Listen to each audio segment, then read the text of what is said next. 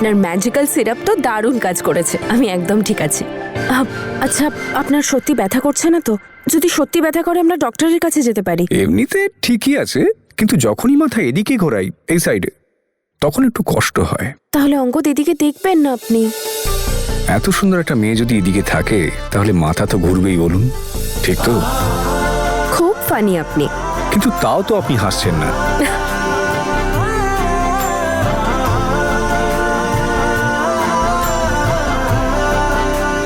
হে উপরওয়ালা, ও নিশ্চয়ই তোমার দূত। শেষমেশ আমার মেয়ের মুখে হাসি ফোটাতে পারলো। আসছি। Good night. Good night.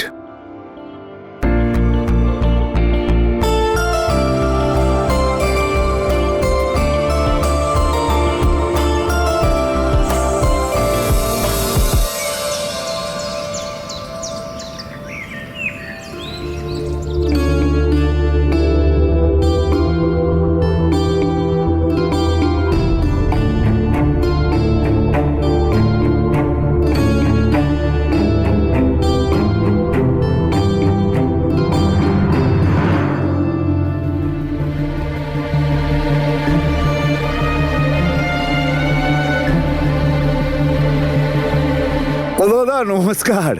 নমস্কার। আপনার ছেলের বিয়ের জন্য যদি কোনো তারিখ আপনার মনে হয় একটু বলুন। আপনি ওকেই জিজ্ঞেস করে নিন। ঠাকুরমশাই, এই কদিনের মধ্যে কোনো বিয়ের ডেট নেই? দেখুন না একটু তাড়াতাড়ি দেখুন না। যদিও আমি তো মানি প্রত্যেক দিনই শুভ দিন হয়, কিন্তু তাও আপনি একটা ডেট দেখুন না, যদি সম্ভব হয়।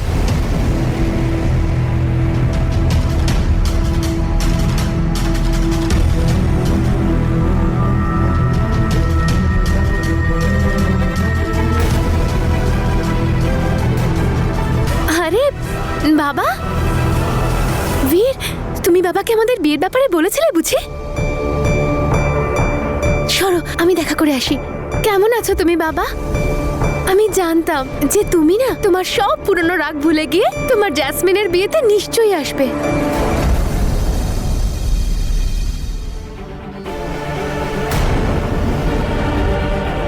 তুই হয়তো ভুলে গেছিস জ্যাসমিন, তোর আর আমাদের মধ্যে কোনো সম্পর্কই নেই।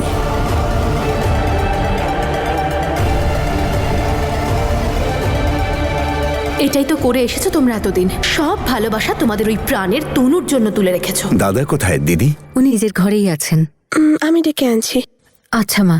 দাঁড়াও মা, আমি কি ওনার কাছে যেতে পারি? আলাদা কিছু কথা বলতে চাই, জরুরি কথা ছিল। হ্যাঁ হ্যাঁ নিশ্চয়ই। যা মা, আঙ্কেলকে নিয়ে আসুন যা। আঙ্কেল। ইনি নিশ্চয়ই তনুর ব্যাপারে কথা বলতে এসেছেন। আই হোপ তনু ঠিকঠাক আছে। হ্যাঁ, আপনি এসব নিয়ে চিন্তা করবেন না, আমি কথা বলে নিচ্ছি। আমি আগেও বলেছিলাম। বাবা, আঙ্কেল এসেছেন। আমি পরে কথা বলছি। বেআই মশাই নমস্কার। নমস্কার দাদা। আপনি হঠাৎ, খবর ভালো তো? একটা জরুরি কথা ছিল আপনার সাথে। নিন বসুন, বলুন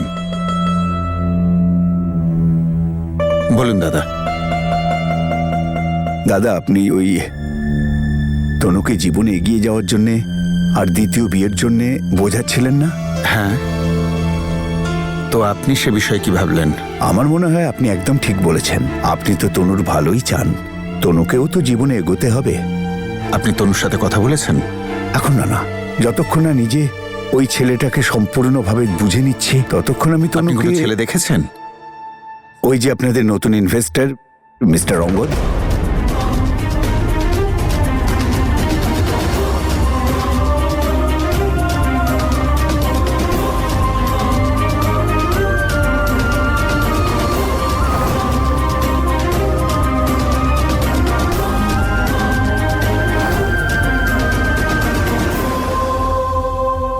আমি দেখেছি দাদা, ও আমার মেয়ের মুখে হাসি ফিরিয়ে দিয়েছে, ওর খেয়ালও রাখে। কিন্তু যতই হোক বাবার মন তো, একটু তো ভয় পাই। দুবার আঘাত পেয়েছি, তাই প্রতিটা পদক্ষেপ একটু বুঝে চলতে চাই। আপনি চিন্তা করবেন না, আসুন। কি 10 দিন আগে? হ্যাঁ, তার আগে কোনো শুভ লগ্ন নেই। বীর, শুনলে তুমি? 10 দিন পরে আমাদের বিয়ে হবে। এসো এখানে এসো না, এসো এসো এসো, তাড়াতাড়ি এসো, তাড়াতাড়ি এসো। বীর বীর বীর বীর, তুমি শুনলে পুরোহিত মশাই কি বললেন? আমি তো কন্ট্রোলই করতে পারছি না, আমার তো মনে হচ্ছে আমি আজই তোমার বউ হয়ে গেছি। 10 দিন পরে আমাদের বিয়ে হয়ে যাবে, আর তারপর তো তুমি বলেছিলে আমরা কানাডা চলে যাব। তুমি বর সাজবে, আমি বউ সাজবো, রেডি হব, লেহেঙ্গা পরবো, চুড়ি পরবো, আর তারপর তুমি ঘোড়ায় চড়ে আসবে, আর আমি একটা ব্ল্যাক কালারের গগলস, লাল রঙের লেহেঙ্গা পরে বরমালা হাতে নিয়ে তোমার সামনে এসে দাঁড়াবো। কি মজা হবে বলো বীর?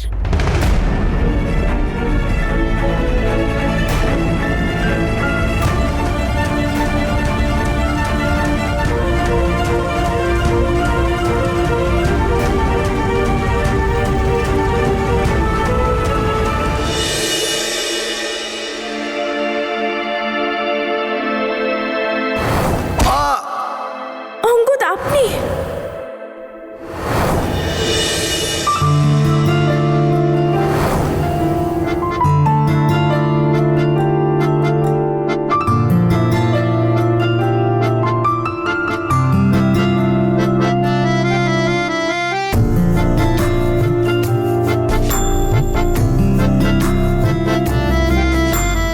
আপনার ব্যাকগ্রাউন্ড তো বেশ মজাদার তনু ম্যাডাম, ইমপ্রেসিভ।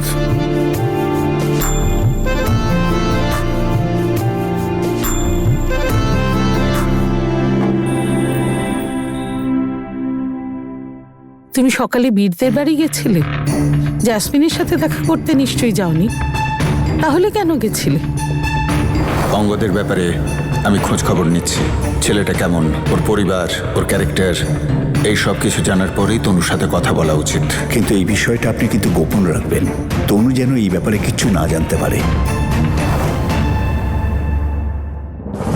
আরে সম্পর্ক তো জ্যাসমিনের সাথে ভেঙেছি, ওনাদের ফ্যামিলির সঙ্গে তো নয়। কিন্তু তাও তুমি কেন গেছিলে? আরে বাবা, এমনিই গেছিলাম ওখানে। ওই দাদা একটু তনুকে নিয়ে খুবই চিন্তার মধ্যে ছিলেন, ভাবলাম দুজন একটু আলোচনা করি, ব্যাস এই। আমরা তনুকে নিয়ে কথাবার্তা বলছিলাম। আমার ব্যাপারে?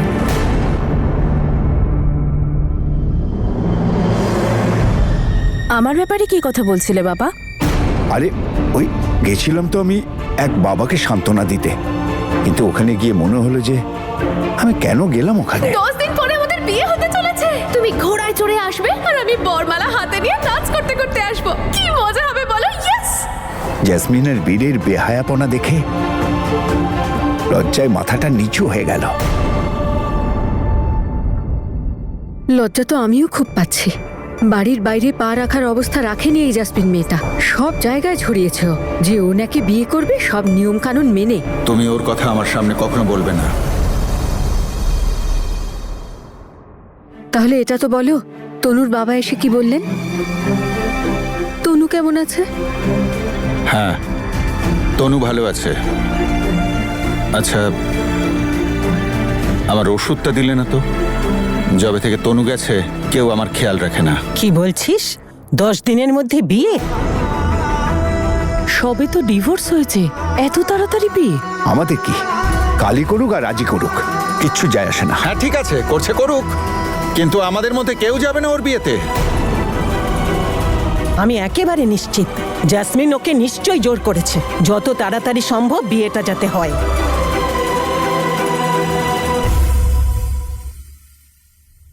এতে এত ভাবার কি আছে বাবা? বিয়ে তো আজ নয়তো কাল হবেই, আর আমার মনে হয় তোমাদের সবারও যাওয়া উচিত। কি বলছিস তুই এসব? যার মুখ দেখতে পর্যন্ত আমরা চাই না, তুই বলছিস তার বিয়েতে আমরা যাব? আমি তো কোনোদিন স্বপ্নেও ভাবিনি নিজেরই মেয়ের বিয়েতে যাব কিনা ভাবতে হবে।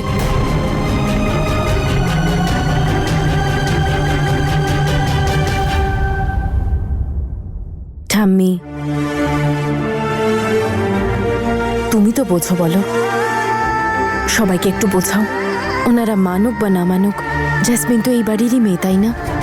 আর যদি ওর নিজের বাড়ি থেকেই কেউ ওর বিয়েতে না যায় তাহলে ভালো লাগবে বলো? তুই শুধু ভাবছিস তনু, তোর মন অনেক বড়, কিন্তু আমাদের নয়। তুই যাবি ওর বিয়েতে? বল, তুই যদি যাস ওর বিয়েতে তাহলে আমরাও সবাই যাব।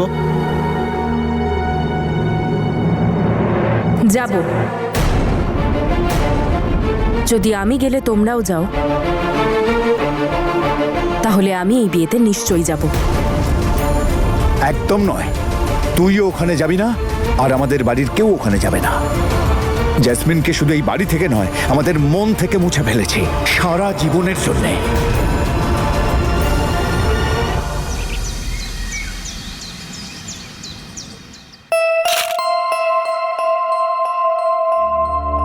আরে বীর, এসো না, বসো। কোথায় ছিলে তুমি? কখন থেকে কল করছি তোমাকে, ফোনটা তুলছিলেই না। সব ঠিক আছে তো? তোমার জন্য সারপ্রাইজ প্ল্যান করছিলাম। Wow, surprise! আচ্ছা, সারপ্রাইজটা কি? আরে জেসমিন না, আরে প্লিজ বীর, আচ্ছা একটা হিন্ট দিয়ে দাও। যদি আমি তোমাকে হিন্ট দিয়ে দিই তাহলে তো তুমি জেনে যাবে, তাহলে সারপ্রাইজটা দেওয়ার আর মানে কি রইলো? দেখো, 10 দিনের ব্যাপার মাত্র, একটু ওয়েট করে যাও, তারপর নিজেই দেখবে। হ্যাঁ। আচ্ছা বলো, কি দরকার ছিল? ও হ্যাঁ, আমাদের না ওয়েডিং কার্ডের কিছু স্যাম্পল দেখছিলাম, তো তুমি একবার দেখে নাও, যেটা তোমার পছন্দ আমাকে বলো। এই দেখো, এটাও সুন্দর, এটাও সুন্দর, এটাও ভালো, আর এটাও বেশ ভালো। আমরা তো তোকে বলেই দিয়েছি তোদের এসবের মধ্যে আমরা নেই। তোর আর আমাদের মধ্যে কোনো সম্পর্ক নেই। জেসমিন, কি দরকার এই কার্ডের? কেউ আসবে না এই বিয়েতে। অল্প কয়েকজন বন্ধু আসবে, তাদেরকে ই কার্ড মেসেজ করে দেবো, দ্যাটস ইট।